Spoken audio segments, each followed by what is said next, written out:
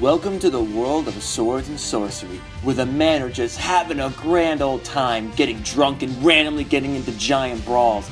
Women are more or less used for sexual purposes and as slaves. Blades of steel are clashing every 5 seconds, people getting stabbed left and right, heads flying about, wizards and witches spouting out magical spells, and creatures and monstrosities of all shapes and sizes, each one more terrifying or ridiculous than the last. What the hell kind of world would I want to live in where people offer women as sexual gifts to slobbering pigmen? Yes. You are perfect.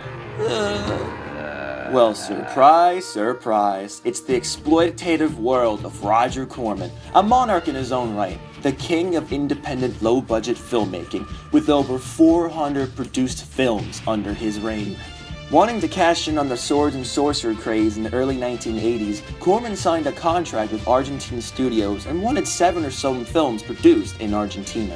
4 of those films, Deathstalker, Deathstalker II, Barbarian Queen, and Warrior and the What? Okay, they've been gathered and released by Shout Factory in a Roger Corman cult classic Swords and Sorcery collection. Deathstalker was the first one filmed in Argentina, and it shows because it has the highest budget out of the 4 and decent production design. To an extent, not sure what's going on with that treasure chest. Or the wardrobe! Who in the holy mother of custard funk cuck would wear that stupid half-vest thing into battle? What good would it do?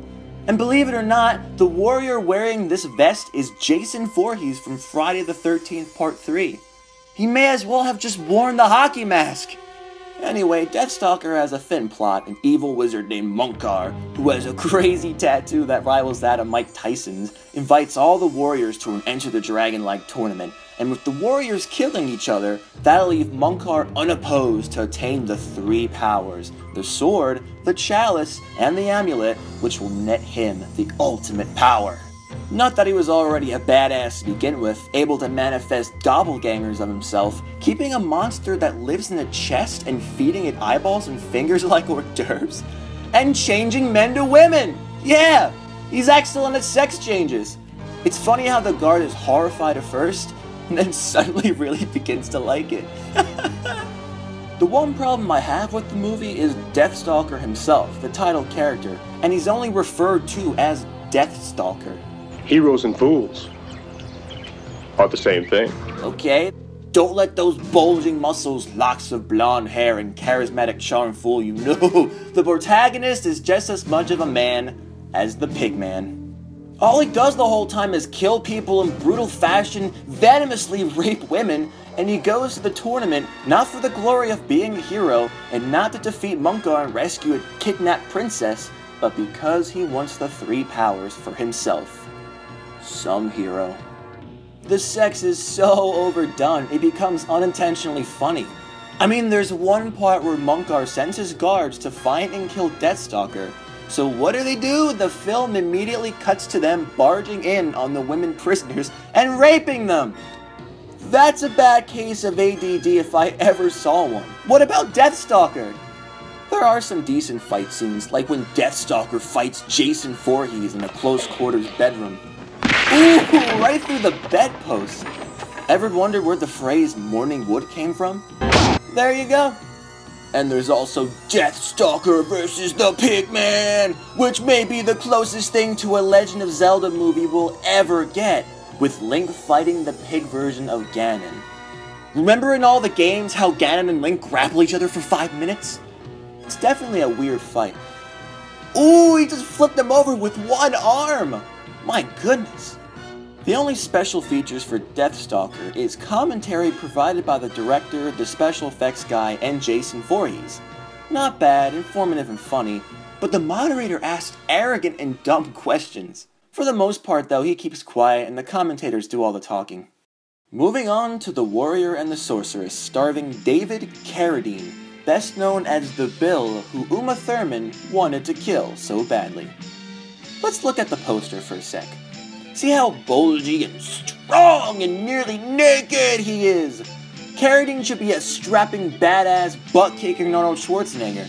And to an extent, he does kick ass, but I've never seen somebody fight so slow. It's awful! Is it all improv?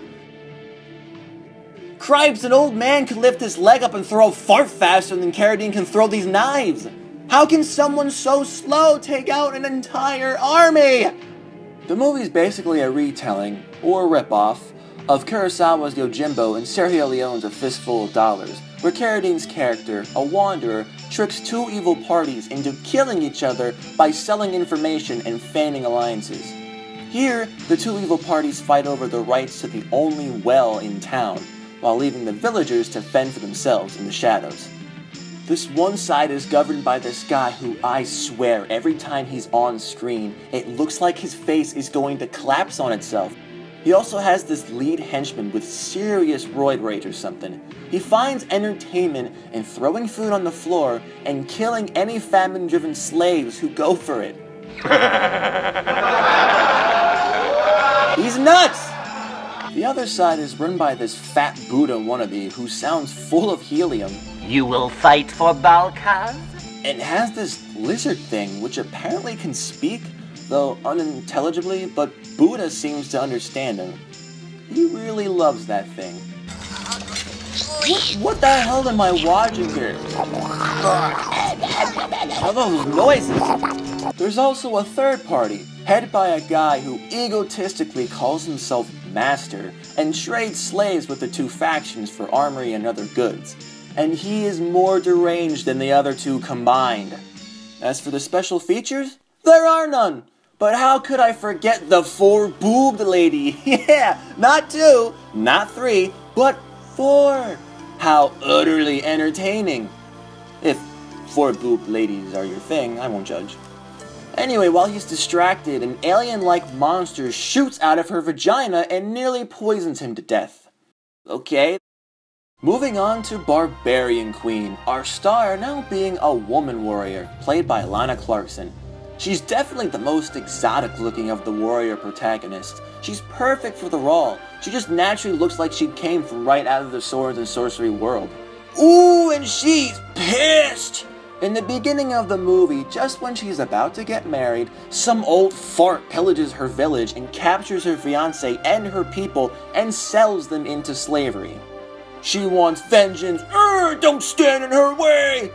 An old farmer is about to rape a severely beaten and dehydrated girl tied to a fence. I don't think so. Looks like someone has the bigger sword.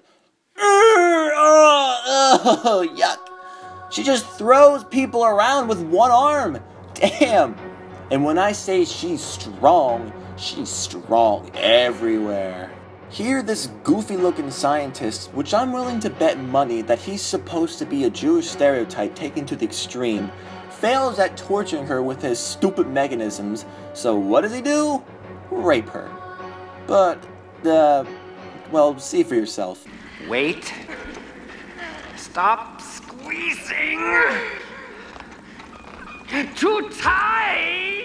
Bring my hand. It's so strong! I will. Oh, and then he's thrown into a pot of acid with comical results.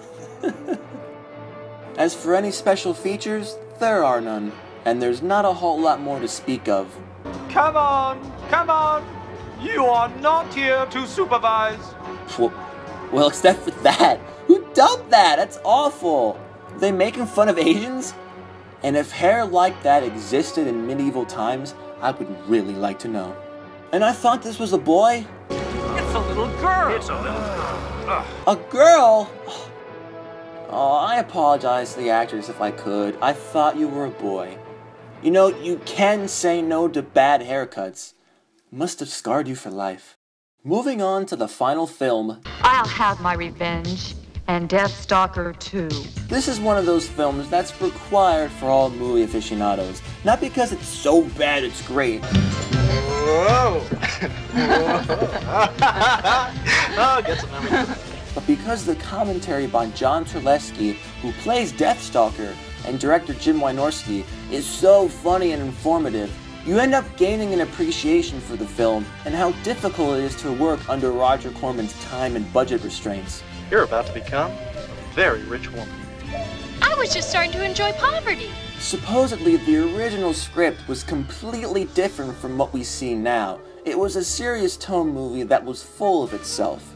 So they trashed it, and every night before shooting the next day, with only Looney Tunes cartoons broadcast in Spanish for inspiration, these two wrote the film on a wing and a prayer. How they pulled it off, I have no idea. But once you learn this, you don't laugh at them, you laugh with them. It's not an uproariously funny movie, but taken within context and under the conditions they were working, it becomes a million times funnier. The whole movie is a farce, with a ton of references to other movies and shows, like Hawaii Five-0. Give it to me, Chin. What do you got? Indiana Jones, and even Rocky, music and all. Go on, let's get in the ring. Where he fights a giant woman wrestler. It's a scene that goes on for a little too long, but it's still funny. You can tell everybody had a good time making this movie. Just observe Deathstalker. But this doesn't look like much of a contest to me. You picked the wrong town to stop in, stranger. He's gonna stop here permanently. You know who we are? The village idiot and the two runners-up. Every time he shows up, he's got a goofy smile on his face, like, "Here I am," or "Did you miss me?" As opposed to the first Deathstalker, who is basically a monster, this guy you cannot help but love immediately. I think it's mostly due to that hair. Just want to get my fingers lost in it. Yeah. Monique Gabriel plays the leading lady, this childlike princess in rags who claims to be magical and gives the best performance of her life. I don't suppose you guys are hunters and I stepped into your bear trap. Shh, no, I didn't think so.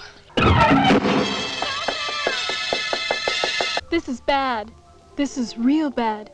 The princess is being imprisoned by Jarek. Ooh, my spine just tingles with fun.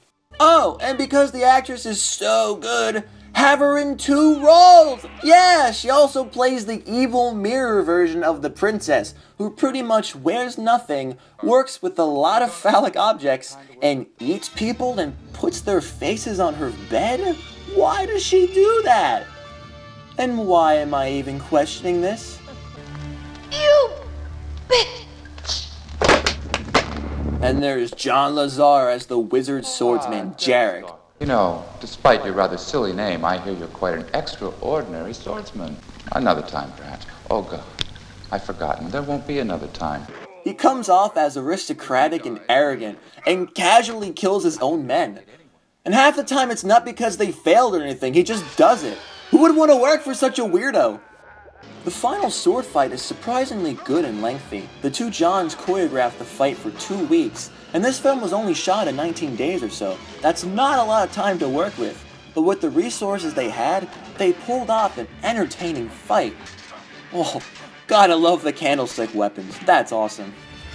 The final death scene is pretty funny though. Deathstalker grabs the sword, breaks it in half, makes ridiculous faces, and jabs the broken sword into Lazar's neck. Ugh. Yet it's so satisfying. So there you go, the Roger Corman Swords and Sorcery collection. What? They forgot the sound effect from Deathstalker. There we go, okay. If you're really desperate and looking for some fun B-movie action, grab a beer, some friends, and just pig out. Indulge yourself.